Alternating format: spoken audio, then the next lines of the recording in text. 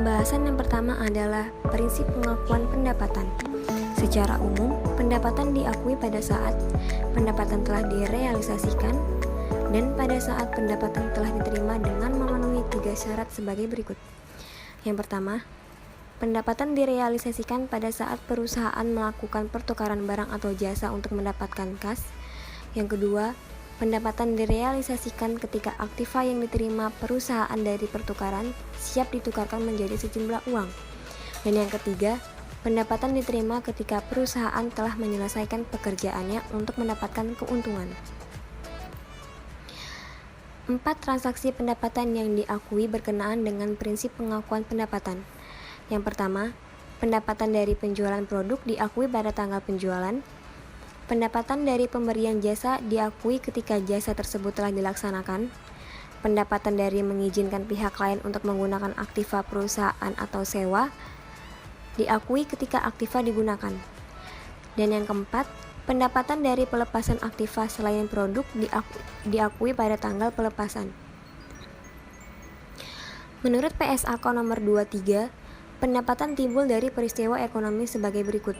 Yang pertama, penjualan barang. Yang kedua, penjualan jasa. Dan yang ketiga, penggunaan aktiva entitas oleh pihak lain yang menghasilkan bunga, royalti, dan dividen. Pengakuan pendapatan dari penjualan barang. Pendapatan dari penjualan barang harus diakui jika 1. Perusahaan telah memindahkan resiko secara signifikan dan telah memindahkan manfaat kepemilikan kepada pembeli. 2. Perusahaan tidak lagi mengolah atau melakukan pengendalian efektif atas barang yang dijual. 3. Jumlah pendapatan tersebut dapat diukur dengan andal. 4. Besar kemungkinan manfaat ekonomi yang dihubungkan dengan transaksi akan mengalir kepada perusahaan. Dan yang kelima, biaya yang akan terjadi sehubungan dengan transaksi dapat diukur dengan andal. Perkenalkan, nama saya Zulian Arif. Di sini saya akan menjelaskan tentang pengakuan pendapatan dari penjualan jasa. Prinsip dasar pengakuan pendapatan dari penjualan jasa yaitu pendapatan dapat diukur dengan nilai wajar. Pengakuan pendapatan dari penjualan jasa mengacu pada tingkat penyelesaian jasa pada akhir pelaporan yang memenuhi beberapa syarat agar pendapatan tersebut dapat diestimasi secara baik dengan dibuktikan terpenuhinya kondisi. Yang pertama itu jumlah pendapatan dapat diukur dengan handal. Yang kedua, manfaat ekonomi atas transaksi tersebut akan mengalir pada perusahaan. Yang ketiga, tingkat penyelesaian dari jasa pada akhir periode pelaporan dapat diukur dengan handal. Yang keempat, biaya yang timbul untuk menyelesaikan transaksi tersebut dapat diukur secara handal. Sebenarnya apa sih handal itu? Handal yaitu bebas dari pengertian yang menyesatkan, kesalahan material, dan dapat diandalkan pemakaiannya sebagai pemakaian yang tulus dan jujur dari yang seharusnya disajikan atau secara wajar diharapkan dapat disajikan. Berikut transaksi yang dapat diestimasikan dengan handal. Yang pertama, manfaat ekonomi sehubungan dengan transaksi tersebut akan diperoleh perusahaan. Yang kedua, tingkat penyelesaian dari suatu transaksi dari tanggal neraca dapat diukur dengan handal. Yang ketiga, jumlah pendapatan dapat diukur secara handal. Yang keempat, biaya yang terjadi untuk transaksi tersebut dapat diukur dengan handal. Selanjutnya saya akan menjelaskan tentang pengakuan pendapatan dari penggunaan aktiva perusahaan oleh pihak lain. Pengakuan pendapatan dari penggunaan aktiva perusahaan oleh pihak lain yang menghasilkan bunga, royalti, dan dividen diakui atas dasar. Yang pertama saya akan menjelaskan tentang bunga. Bunga harus diakui atas dasar proporsi waktu yang memperhitungkan hasil efektif aktiva tersebut. Yang kedua yaitu royalti. Royalti harus diakui atas dasar akrual sesuai dengan perjanjian yang relevan. Yang ketiga yaitu dividen. Dividen tunai diakui bila hak pemegang saham untuk menerima pembayaran yang ditetapkan. Pengakuan pendapatan yang sering dilakukan perusahaan menurut Kieso dan kawan-kawan, yaitu ada 4. Yang pertama itu pengakuan pendapatan pada saat penjualan atau penyerahan. Yang kedua, pengakuan pendapatan sebelum penyerahan. Yang ketiga, pengakuan pendapatan setelah penyerahan. Dan yang keempat, pengakuan pendapatan untuk transaksi penjualan khusus, waralaba, dan konsinyasi. Selanjutnya yaitu pengakuan pendapatan penghasilan bunga, royalti, dan dividen. Acuan umum, jika manfaat ekonomi akan mengalir pada entitas dan dapat diukur dengan andal, suku bunga yaitu suku bunga efektif. Royalti, dasar aktual sesuai dengan substansi penyajian, sedangkan dividen jika hak megang saham untuk penerimaan pembayaran yang ditetapkan. Dividen hanya porsi setelah akuisisi yang diakui sebagai pendapatan. Royalti diakui berdasarkan kesempatan, namun jika ada basis sistematis dan rasional lain yang dianggap lebih tepat, maka royalti diakui berdasarkan basis lain tersebut. Selanjutnya yaitu upah, lisensi, dan royalti, suatu pemberian hak untuk kontrak dengan tarif tetap atau garansi yang tidak dapat diuangkan kembali, yang kemungkinan pembelian lisensi untuk penggunaan hak tersebut dengan bebas, dan pemberian lisensi tidak memiliki sisa kewajiban yang masih harus dilakukan, merupakan penjualan. Contohnya yaitu kesempatan lisensi untuk penggunaan preantik lunak, di mana pemberian lisensi tidak memiliki kewajiban setelah pengiriman.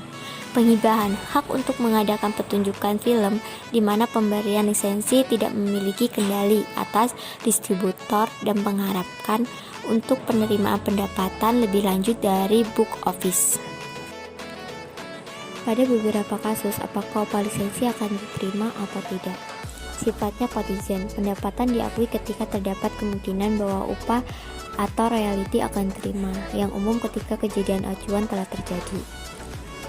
Tidak ada kemungkinan aliran masuk dari manfaat ekonomi jika tidak terdapat ketidakpastian tentang kolektibilitas nilai yang tercantum dalam satu, yaitu nilai yang tidak tertagih atau nilai yang dipulihkan menjadi tidak memungkinkan diakui sebagai beban. 2. Bukan sebagai penyesuaian atas jumlah pendapatan awalnya diakui.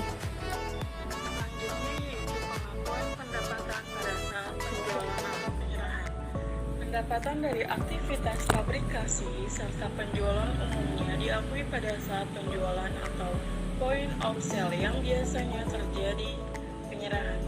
Masalah yang timbul dalam pelaksanaan pengakuan pendapatan pada saat penjualan disebabkan oleh 3 situasi. Yang pertama, penjualan dengan perjanjian beli kembali. Hak milik legal telah berpindah pada pembeli, namun resiko kepemilikan tetap berada pada penjual. Untuk itu, jika terjadi perjanjian beli kembali dengan harga tertentu dan harga tersebut dapat menutupi semua biaya persediaan, ditambah biaya kepemilikan yang terkait, maka persediaan dan kewajiban yang terkait itu tetap ada dalam pembukuan penjualan. Dengan kata lain, tidak terjadi penjualan. Yang kedua, penjualan dengan hak retur. Jika tingkat retur tinggi, maka perlu dilakukan penundaan pelaporan penjualan sampai hak retur habis masa berlakunya. Untuk itu, terdapat 3 metode pengakuan pendapatan alternatif jika penjualan mengalami situasi ini, yaitu tidak mencatat penjualan sampai seluruh hak retur habis masa berlakunya, mencatat penjualan tetapi mengurangi penjualan dengan estimasi retur di masa depan, mencatat penjualan serta memperhitungkan retur pada saat terjadi. Yang ketiga ada trade loading dan channel stuffing. Trade loading adalah praktik yang mencoba menunjukkan penjualan, laba, dan pangsa pasar yang sebenarnya tidak mereka miliki. Perusahaan membujuk para pedagang besar yang menjadi pelanggan mereka untuk membeli lebih banyak produk daripada yang dapat mereka jual kembali dengan cepat. Channel stuffing adalah praktik yang sama, tapi dalam industri perangkat lunak komputer. Ketika sebuah produsen perangkat lunak ingin mempercantik hasil-hasil keuangannya, 2 praktik tersebut licik sehingga harus dilarang. Assalamualaikum warahmatullahi wabarakatuh. Nama saya Mutawalli Syahrawi. Saya dari kelompok 1 akuntansi keuangan akan menjelaskan terkait pengakuan pendapatan sebelum penyerahan. Contoh yang paling konkret dari pengakuan pendapatan sebelum penyerahan adalah akuntansi kontrak konstruksi jangka panjang. Kontrak jangka panjang seringkali menetapkan bahwa penjual atau kontraktor dapat menagih pembeli dalam selang waktu ketika berbagai tahap dari proyek yang telah dicapai. Terdapat dua metode akuntansi untuk kontrak konstruksi jangka panjang yang diakui oleh profesi akuntansi, yaitu yang pertama ada metode presentasi penyelesaian, yang kedua ada metode kontrak selesai. Saya akan menjelaskan terkait metode presentasi penyelesaian terlebih dahulu. Metode presentasi penyelesaian itu pendapatan dan laba kotor diakui setiap periode berdasarkan kemajuan proses konstruksi, yaitu presentasi penyelesaian. Biaya konstruksi ditambah laba kotor yang dihasilkan sampai hari ini diakumulasi dalam sebuah akun persediaan atau konstruksi dalam proses, dan terbit diakumulasi dalam akun kontrak persediaan atau akun tagihan atas konstruksi dalam proses. Metode ini digunakan hanya jika estimasi kemajuan ke arah penyelesaian pendapatan serta biaya yang layak dapat dipercaya dan memenuhi syarat-syarat berikut. Syarat yang pertama itu kontrak itu secara jelas menetapkan hak-hak yang dapat dipaksakan pemberlakuannya mengenai barang atau jasa yang diberikan dan diterima oleh pihak yang terlibat dalam kontrak, imbalan yang akan dipertukarkan, serta cara penyelesaian. Yang kedua ada pembeli dapat diharapkan untuk memenuhi semua kewajiban dalam kontrak. Yang ketiga ada kontraktor dapat diharapkan untuk melaksanakan kewajiban kontraktual tersebut. Rumus metode penyelesaian. Rumus untuk mendapatkan presentasi penyelesaian yaitu biaya yang terjadi sampai tanggal ini dibagi estimasi total biaya terkini. Lalu selanjutnya ada rumus pendapatan yang diakui sampai tanggal ini, yaitu estimasi total pendapatan dikali presentasi penyelesaian dikali pendapatan yang diakui sampai tanggal ini. Selanjutnya ada pendapatan periode berjalan, nih rumusnya yaitu pendapatan yang diakui periode sebelumnya dikurangi pendapatan sampai tanggal ini. Selanjutnya yang kedua yaitu metode kontrak selesai. Pendapatan dan laba kotor hanya diakui pada saat kontrak diselesaikan. Biaya konstruksi diakumulasi dalam suatu akun persediaan atau konstruksi dalam proses, dan termin diakumulasi dalam akun kontra persediaan atau tagihan atas konstruksi dalam proses. Metode ini hanya digunakan pertama jika suatu entitas terutama memiliki kontrak jangka pendek. Yang kedua jika syarat-syarat untuk menggunakan metode presentasi penyelesaian tidak dapat terpenuhi. Yang ketiga yaitu jika terdapat bahaya yang melekat dalam kontrak itu di luar risiko bisnis normal dan berulang. Perkenalkan, nama saya Hardika Nugroho Saputra. Langsung saja saya akan mengulas tentang pengakuan pendapatan setelah penyerahan. Dalam beberapa kasus, hasil penagihan atas harga jual tidak dapat dipastikan secara layak sehingga pengakuan pendapatan akan ditangguhkan. Nah, ada dua metode yang dapat digunakan dalam menangguhkan pengakuan pendapatan. Yang pertama ada metode akuntansi penjualan cicilan dan metode pemulihan biaya. Yang pertama, metode akuntansi penjualan cicilan. Nah, dalam metode akuntansi penjualan cicilan, mengakui laba dalam periode penagihan bukan dalam periode penjualan. Metode akuntansi penjualan cicilan dibenarkan atas dasar bahwa jika tidak ada pendekatan yang layak untuk mengestimasi tingkat ketertagihan, pendapatan tidak boleh diakui sampai kas berhasil ditagih. Yang kedua, ada metode pemulihan biaya. Nah, dalam metode pemulihan biaya, tidak ada laba yang diakui sampai pembayaran kas oleh pembeli melebihi harga pokok barang dagang yang dijual bagi penjual setelah seluruh biaya dipulihkan. Tiap penagihan kas tambahan dimasukkan dalam laba laporan laba rugi untuk periode penjualan melaporkan pendapatan penjualan, harga pokok penjualan, serta laba kotor baik jumlah yang diakui selama periode berjalan maupun jumlah yang ditangguhkan. Laba kotor yang ditangguhkan dikurangkan dari piutang terkait dengan neraca laporan laba rugi. Selanjutnya melaporkan laba kotor sebagai pos pendapatan terpisah apabila laba kotor diakui pada saat dihasilkan. Dalam beberapa situasi kas diterima sebelum penyerahan atau pengalihan properti dan dicatat sebagai simpanan karena transaksi penjualan tersebut belum selesai. Cara ini disebut metode simpanan. Menurut metode ini, penjualan melaporkan kas yang diterima dari pembeli sebagai uang tanggungan atas kontrak dan mengklasifikasikannya dalam neraca. Selain itu, penjualan juga mencatat beban penyusutan sebagai biaya periode untuk properti tersebut. Menurut metode ini, tidak ada pendapatan atau laba yang harus diakui sampai penjualan selesai. Pada saat itu, akun simpanan ditutup dan salah satu metode pengakuan pendapatan di atas diterapkan. Dalam metode pemulihan biaya, jika contohnya sama dengan metode prosentase penyelesaian, maka penyelesaiannya adalah sebagai berikut. Pemulihan biaya pendapatan dan laba kotor per tahun. Di tahun 2012, pendapatan 315, biaya 315. Dan diakui periode sekarang sama 315 dan biaya 315. Di periode tahun selanjutnya 2013, pendapatan meningkat dari 315 menjadi 568, meningkat sekitar 253, sama biayanya juga. Lalu di tahun berikutnya 2014 pendapatan naik jadi 800 dan biaya menjadi 710. Yang di tahun sebelumnya pendapatan 568 dan biaya juga sama 568, naik sekitar 232 dan biaya naik 142. Di sini di total laba kotornya dari 2012 sampai 2014 90 dan diakui periode yang sekarangnya juga dari 2012 sampai 2014 90. PTA mencatat pengakuan pendapatan dan laba kotor setiap tahun dan mencatat penyelesaian dan persetujuan akhir kontrak. Nah, untuk mengakui pendapatan 2012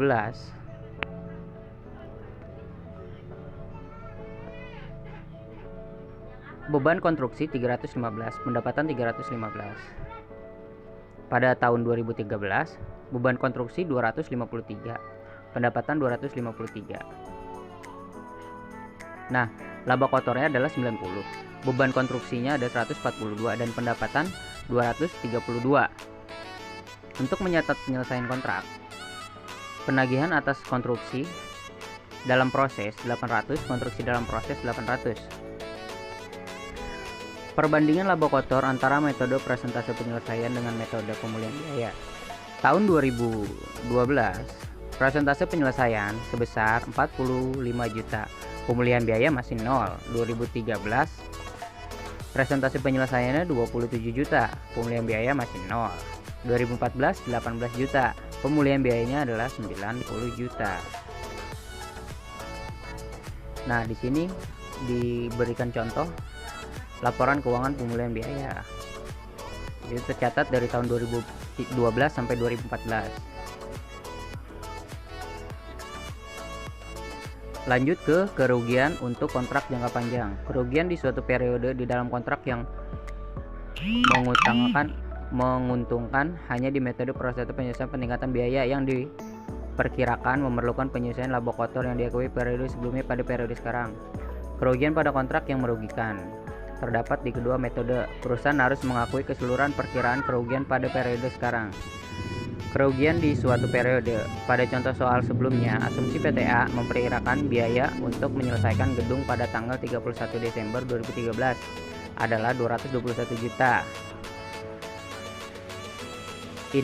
Instead of 142 juta, PTA mengakui kerugian sebagai berikut. Biaya yang telah dikeluarkan pada tanggal 31 Desember 2013 568 juta. Perkiraan biaya penyelesaian sebesar 221 juta. Perkiraan total biaya adalah 789 juta. Persentase penyelesaian 568 juta dibagi atau 789 juta sama dengan 72%. Penerimaan diakui tahun 2013 800 juta kali 72% diambil 360 juta sama dengan 260 juta. Biaya diakui tahun 2013 253 juta. Kerugian diakui tahun 2013 30 juta. PTA akan mencatat kerugian pada periode 2013 sebagai berikut. Beban konstruksi 253 juta. Konstruksi dalam proses kerugian pendapatan 30 juta dan pendapatan 216 juta.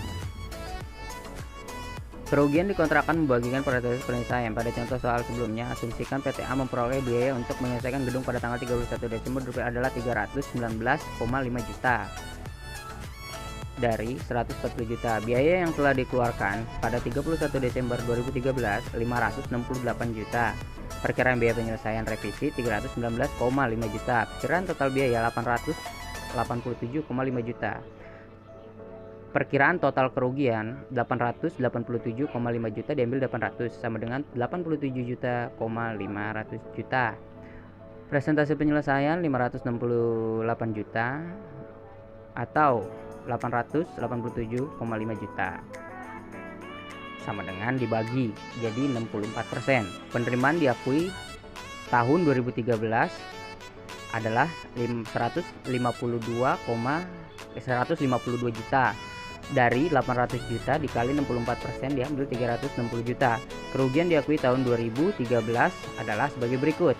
Pembalikan laba kotor 2012 45 juta. Perkiraan total kerugian kontrak 87,5 juta. Beban kerugian tahun 2013 284,5 juta. Kerugian di kontrak merugikan. PTA akan mencatat pendapatan, beban, dan kerugian tahun 2012 sebagai berikut. Metode presentasi penyelesaian beban konstruksi 284,5 juta pada konstruksi dalam proses kerugian 137,5 juta, pendapatan 152 juta. Metode pemulihan biaya beban konstruksi 253 juta, pendapatan 253 juta. Kerugian dari kontrak jangka panjang 87,5 juta pada konstruksi dalam proses kerugian 87,5 juta.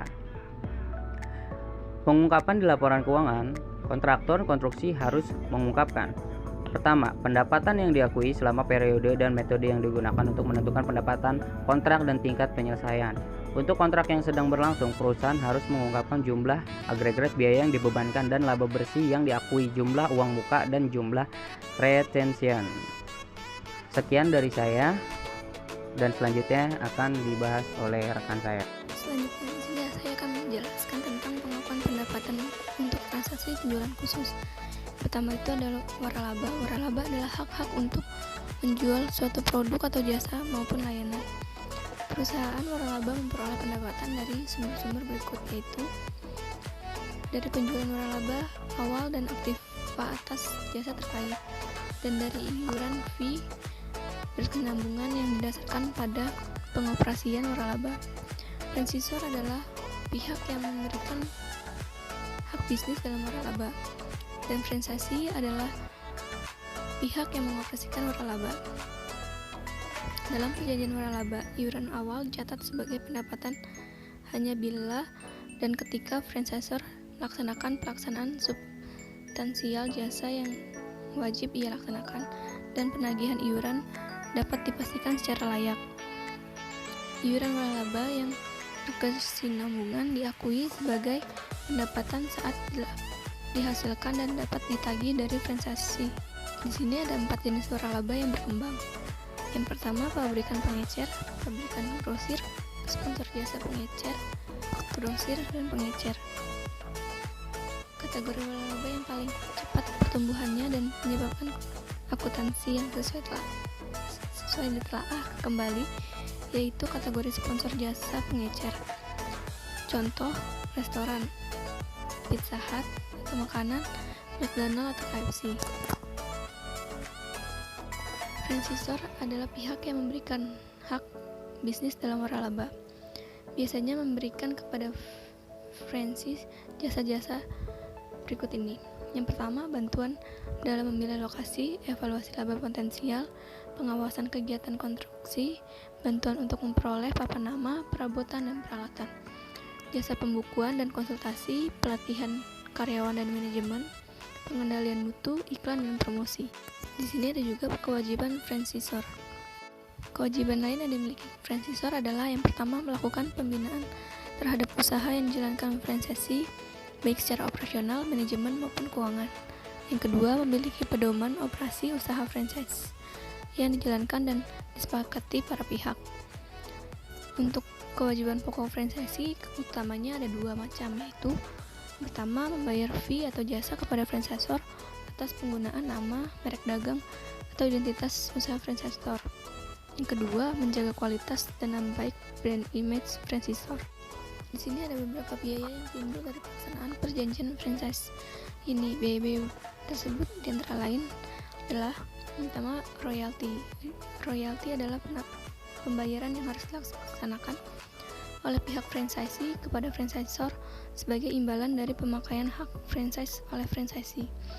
Yang kedua, franchise fee merupakan pembayaran atas biaya franchise.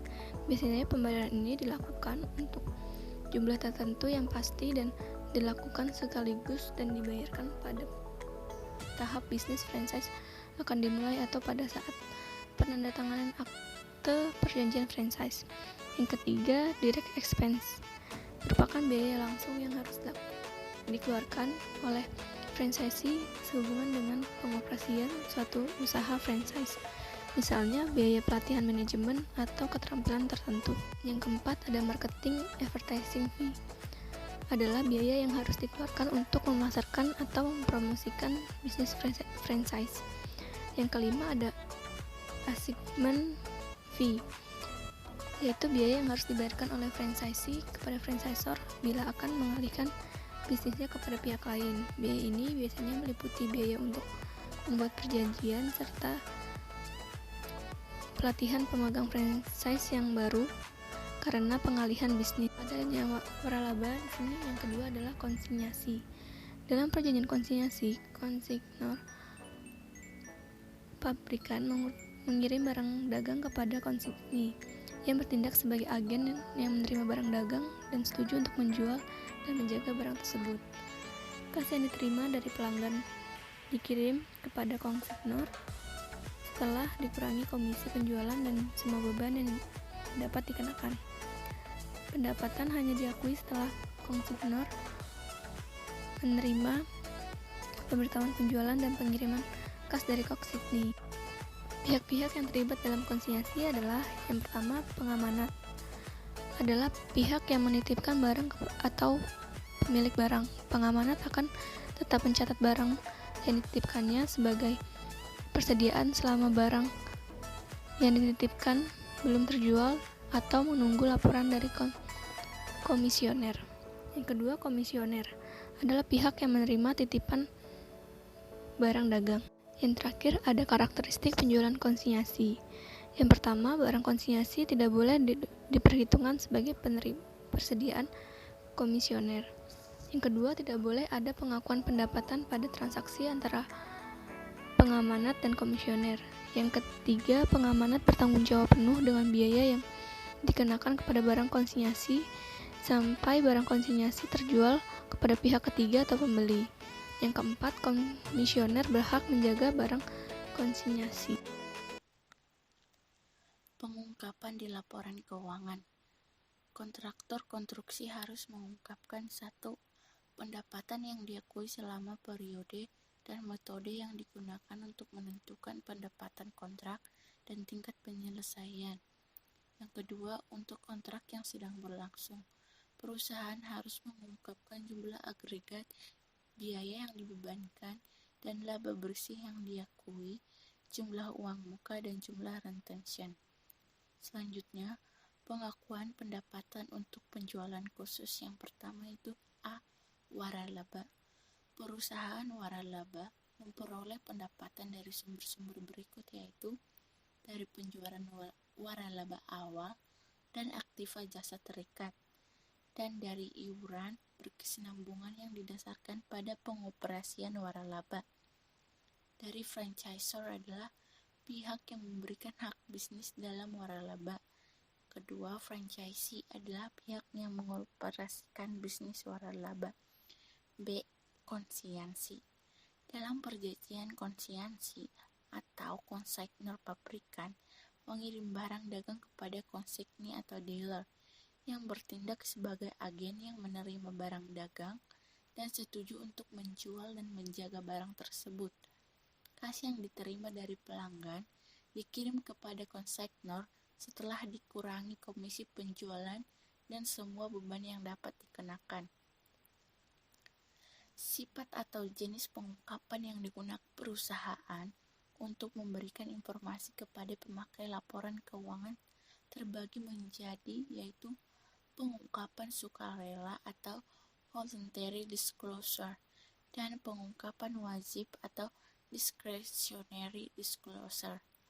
Pengungkapan sukarela atau voluntary disclosure adalah pengungkapan informasi yang dilakukan secara sukarela oleh perusahaan tanpa diharuskan oleh peraturan yang berlaku atau pengungkapan melebihi yang diwajibkan. Pengungkapan wajib atau mandatory disclosure adalah pengungkapan yang dilakukan perusahaan atas apa yang diwajibkan oleh standar akuntansi atau peraturan badan pengawas. Pengungkapan diwajibkan untuk tujuan melindungi informatif atau melayani kebutuhan khusus, di mana tujuan melindungi adalah dilandasi oleh gagasan bahwa tidak semua pemakai cukup canggih sehingga pemakai yang naif perlu dilindungi untuk mengungkapkan informasi yang mereka tidak mungkin memperoleh atau tidak mungkin mengelola informasi untuk menangkap substansi ekonomi yang melandasi suatu pos statement keuangan.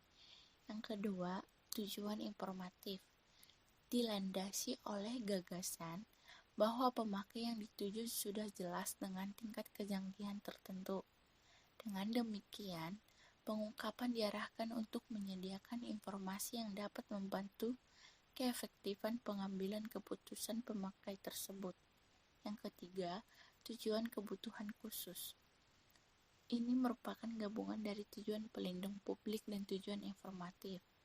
Apa yang harus diungkapkan kepada publik dibatasi dengan apa yang dipandang bermanfaat bagi pemakai yang dituju, sementara untuk tujuan pengawasan, informasi tertentu harus disampaikan kepada badan pengawas secara rinci berdasarkan peraturan melalui formulir yang menuntut pengungkapan rinci.